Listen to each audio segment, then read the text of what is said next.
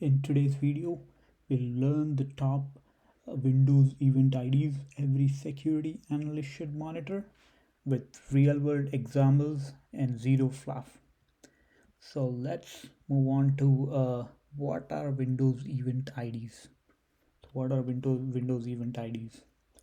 The event IDs are unique codes logged by the operating system for almost every action, from logins to system crashes. Think of them as the digital footprint of everything happening on your machine.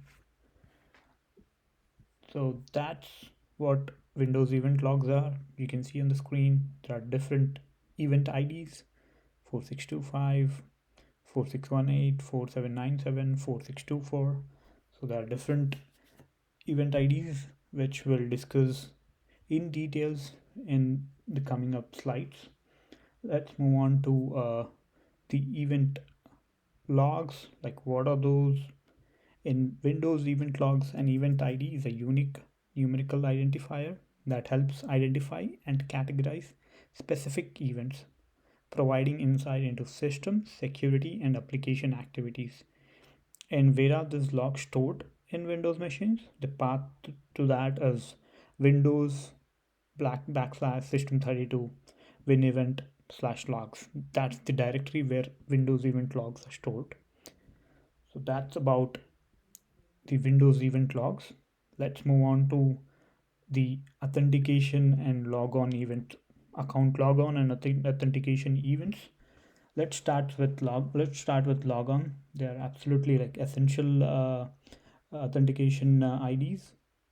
4624, which is nothing but successful login, which tracks every successful login, correlate with login types to identify interactive versus the remote access, whereas 4625, which is for failed logon, watch for brute force attempts or mistyped passwords. And there's 4672, which is special privileged assigned. 4648, log on with explicit credentials. Similarly, we have 4776, NTLM authentication attempt. 4768, Kerberos authentication ticket request. 4769, Kerberos service ticket request. Let's move on to the next slide here. Account management events. 4720, new user account created. When the user account is created, you'll see an account ID, the event ID as 4720. Similarly, for when the account is enabled, the event ID is 4722. And for account disabled, user account, when the user account is disabled, you should see 4725 as Windows event ID. And when the account is deleted, the expected event ID is 4726. In user account modified, when someone modifies an account, then when someone modifies the user account, the event ID should be 4738. So these are related to account management events. 4720, user created, new user created. 4722, user account enabled. 4725, user account disabled. 4726, user account deleted. 4738, user account modified. Let's move on to the next slide. This is about privilege escalation and access rights. 4672, admin privileges assigned at logon. 4673, privilege service execution. 4688, new process creation. 4697, service installation, and you can see the use cases on the right. 4672, track privileged account usage. 4673, detect abnormal administrative actions. 4688, identify suspicious process, example like malware execution. 4697, service installation, detect rough services. And The next session, the next slide is all about lateral movement and remote access. So when you see an event ID as 4624 with a logon type of 3 and 10, then you can consider that as remote login via a remote desktop, a VDI, or any RDP service. And the use case for this is detect remote access attempts, 4648 explicit credential usage, monitor pass the hash attacks, then 5140 file share access, and the use case is detect lateral movement attempts, 4145 file share permissions changes, investigate authorization file is the use case, investigate unauthorized file access is the use case for that. So I'll repeat all, top most commonly used day-to-day event IDs a security analyst come across an investigation. When they do any investigation, what do they exactly see? The most commonly seen event ID is 4624. I'll repeat it, 4624 successful logon account logon, 4625 failed login attempt, 4648 log on with explicit credentials, 4672 special privilege assigned. Similarly, for account change and privilege escalation, 4720 user account created, 4722 user account enabled, 4723 4724 password change by reset attempts, 4728 4732 added to security group, 4740 account lockout.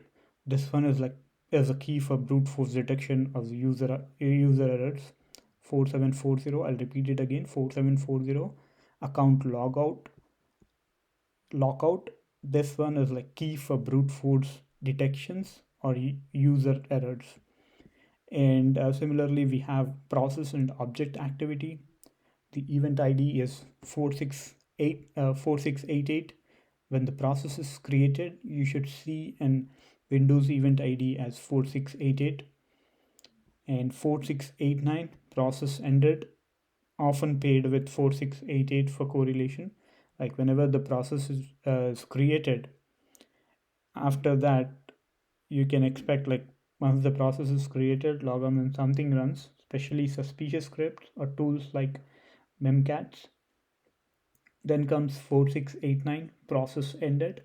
When the process ends, you should expect 4689 as a Windows event ID. Similarly, 4663 access to a file or a folder, help detect data theft or tampering.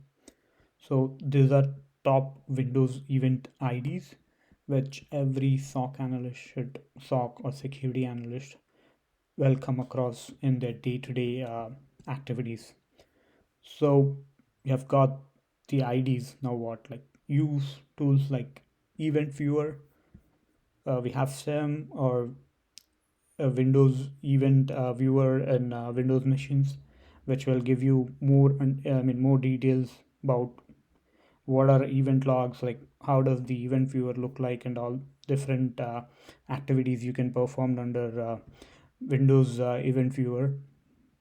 So this is the directory where you should see how to get to the event logs. You can see here on the screen it says event ID 4672 special logon 4624 logon, which is successful logon. Similarly, we might have a failed logon here or no. So we just got successful logon here. This is the directory where you could see Windows event logs for in all the Windows machines. And for you can click on the security directory, which will take you to the which will show you what all activities being performed on that particular machine. So that's about how it looks in real time, the Windows event viewer. You can play around with it. And this is the SIM solution, Splunk. So which will basically we can filter and alert on these logs. This is the Splunk uh, UI Enterprise Security Edition. You can see the events here, and also on the left, host, source type, and what is the event ID. Probably we might have to expand this. This is just a screenshot, so I don't have an access at this moment to expand it and show you how it looks in real time on Splunk dashboard, on Splunk events. When you expand this arrow, you should see all the information about whether that event, I mean, whether the activity, who was the user who performed this activity, and what was the event ID, whether it was successful or a failure. You should see a error message with all the details: who was, what is the source, destination, who's trying to access, what is the IP address of that particular user, and all. You should see all that information, which makes analyzing easy. If you see any suspicious event, you can analyze because it provides pretty much all the details any I mean we need when we are analyzing any event. So that's about, this is the, I mean, Splunk dashboard. This is how it looks.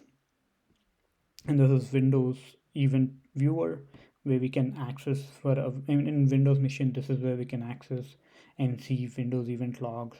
What are different activities performed by the user and all? What are the event codes? Everything details. It will give you all the details. So here it is, Windows event logs. These are three. I mean, these are most commonly security analysts will come across all these event IDs in their day-to-day life. Sessions like logons, authentication, failed, successful login, and all. Similarly, authentication, logon, account logon, account management, network shares. That's about it.